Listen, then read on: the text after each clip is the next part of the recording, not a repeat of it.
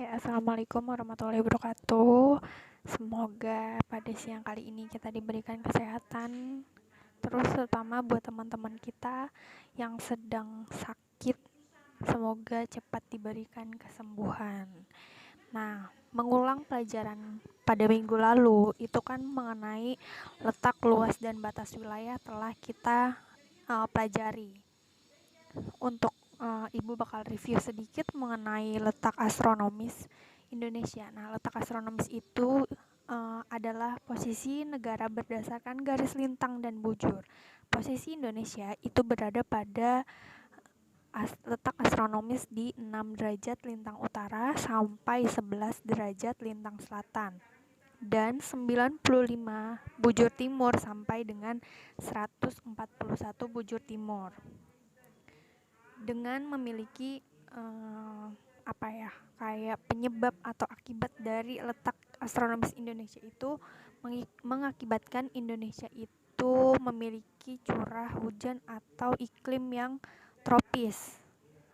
Lalu Indonesia juga dibagi menjadi 3 pembagian waktu, yaitu WIB, WITA, dan WIT. Itu adalah akibat dari letak astronomis Indonesia yang berada pada titik koordinat 6 derajat lintang utara sampai dengan 11 derajat lintang selatan dan 95 bujur timur sampai 141 bujur timur. Kita lanjut ke letak geologis Indonesia.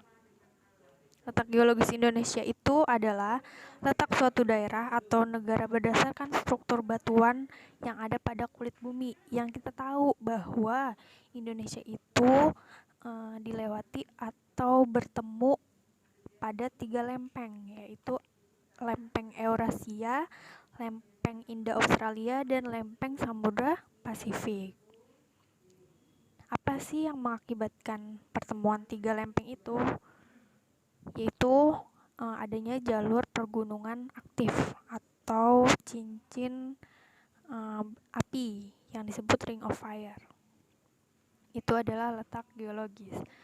Selanjutnya itu letak geografis. Letak geografis Indonesia itu diapit oleh 2 benua dan 2 samudra, benua Asia dan benua Australia, dan Samudra Pasifik dan Samudra Hindia, yang mengakibatkan terbentuknya huruf X pada negara Indonesia, yang merupakan salah satu jalur perdagangan internasional. Itu untuk letak geografis. Untuk letak maritim itu mempunyai peluang manfaat yang baik bagi perekonomian di bidang pelayaran terutamanya, lalu perikanan dan pelabuhan. Lanjut kita bahas untuk materi luas wilayah Indonesia. Nah, luas wilayah Indonesia itu merupakan negara yang kepulauan yang terdiri dari 1/3 luas daratan dan 2/3 luas lautan. Jadi bisa kita bayangkan bahwa wilayah Indonesia dari Sabang sampai Merauke itu luas lautannya lebih besar dibandingkan luas daratannya.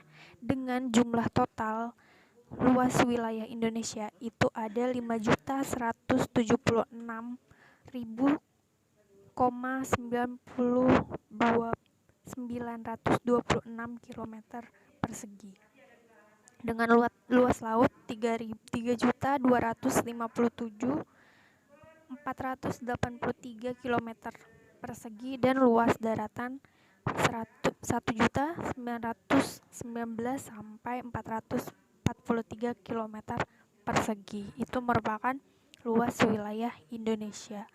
Makanya Indonesia itu memiliki kayak luas wilayah yang sangat luas. Itu untuk luas wilayah Indonesia. Dan luas untuk batas wilayah Indonesia itu dibagi menjadi 3. Itu ada luas wilayah daratan, nanti akan kita bahas luas wilayah lautan, dan luas wilayah udara. Nah, ini yang Ibu tampilkan itu adalah luas wilayah daratan, yang Indonesia itu pastinya diapit oleh beberapa negara tetangga yang tepatnya di sebelah utara itu kita berbatasan dengan negara Malaysia, Singapura, Filipina, Brunei, dan lain-lain. Di sebelah selatan itu berbatasan dengan negara Australia dan Samudra Hindia. Sedangkan di sebelah timur itu kita bertemu dengan negara Papua Nugini dan Samudra Pasifik. Dan sebelah barat itu di Samudra Hindia. Nah, selanjutnya itu untuk batas wilayah daratan Indonesia. Ini kita akan bahas tentang batas perairan laut Indonesia. Menurut hukum konversi laut yang telah ditetapkan oleh PBB pada tahun 1982, itu dibagi menjadi 3. Ada laut teritorial namanya. Terus ada zona landasan kontinen. Terus ada juga zona ekonomi eksklusif. Nah, kita bahas yang pertama, poin pertama yaitu zona laut teritorial adalah merupakan laut di mana batas administrasi atau batas suatu negara di luar batas teritorial bukan lagi milik suatu negara. Mulai dari garis pantai terluar dihitung 0 sejauh 12 mil ke laut lepas. Jadi zona laut teritorial ini dimulai dari atau dihitung dari bibir pantai. Itu dimulai dari 0 dan dihitung sejauh 12 mil ke arah laut lepas. Yang artinya itu adalah mutlak hak punya suatu negara. Yang jika negara lain ingin melewati jalur itu harus ada izin. Kalau tidak, pasti itu adalah ilegal gitu. Nah, untuk zona landasan kontinen itu adalah batas wilayah daratan. Kenapa? Di laut juga ada wilayah daratan. Bukan hanya di darat saja, tapi di laut juga. Tadi kan kalau di laut teritorial itu kita menghitungnya jaraknya sejauh mana. Tapi kalau di landasan kontinen kita itu menghitung kedalaman. Yang artinya kalau lebih dari 150 meter itu bukan lagi suatu daratan gitu. Untuk zona ekonomi eksklusif itu yang mana suatu negara di wilayah ini atau batas ZEE berhak terhadap SDA yang terkandung di dalamnya. Jadi lanjutan dari laut teritorial, kalau zona ekonomi eksklusif ini adalah kandungan yang tercipta atau kandungan yang terdapat di dalamnya itu berhak dieksplorasi, dieksploitasi, dan dikonservasi oleh wilayah-wilayah yang terdapat di jarak 200 mil gitu. Jadi sumber daya alamnya bisa dimanfaatkan untuk perekonomian suatu negara tersebut gitu. Itu adalah untuk pembahasan batas perairan. Nah, untuk batas laut, batas udara itu dibagi menjadi 2. Ada namanya batas horizontal dan batas vertikal. Nah, tugas kalian itu nanti Ibu akan share di GCR untuk mencari pengertian dan menggambarkan mengenai batas wilayah udara wilayah Indonesia yang telah ditetapkan oleh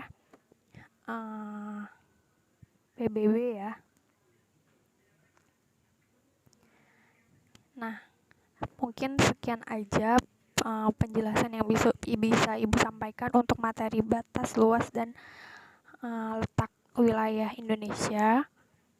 Semoga kalian sehat-sehat terus dan bisa berjumpa kembali di sekolah pada pertemuan selanjutnya. Nanti tugasnya Ibu share di Google Classroom ya.